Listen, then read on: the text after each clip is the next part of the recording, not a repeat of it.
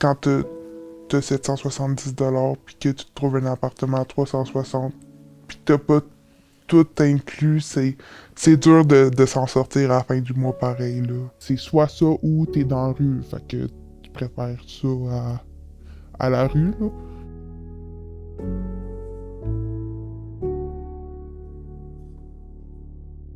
Les gens n'ont pas le choix de se loger, de trouver un moyen de se loger.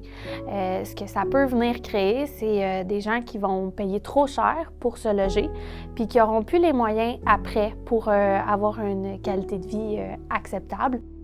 Comme il y a trop de demandes, en fait, les propriétaires ont peu tendance à rénover le parc immobilier. On a des immeubles un peu plus récents, il y en a des immeubles de qualité, mais il y a aussi des immeubles insalubres là, qui posent problème. Puis tu sais, il y a plusieurs personnes dans mon bloc, puis le bloc qui est pas... c'est pas le mieux réputé, fait que il y a beaucoup de gens qui consomment, puis j'ai comme pas envie de me retrouver dans la même catégorie, mais quand t'as pas vraiment les moyens, tu prends ce que t'as, là. Même quand j'allais me chercher du dépannage alimentaire, c'était ma façon pour moi de payer mon logement, fait que je mangeais plus, je vivais comme je le pouvais. Le gouvernement va souvent se fier aux revenus ou à l'âge des occupants pour habiter le logement social.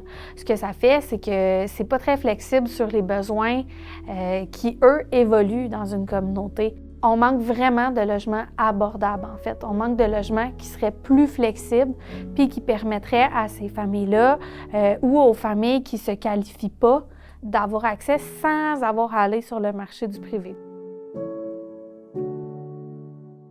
Pour répondre à ce besoin-là, en fait, oui, il y a le logement social, mais il y a toute développer une mentalité au niveau de ces besoins-là, comprendre l'urgence dans la création de ces places-là, la pertinence de le faire, puis mettre en place les outils là, pour faire ça, parce que c'est compliqué faire du logement d'urgence, mais c'est essentiel.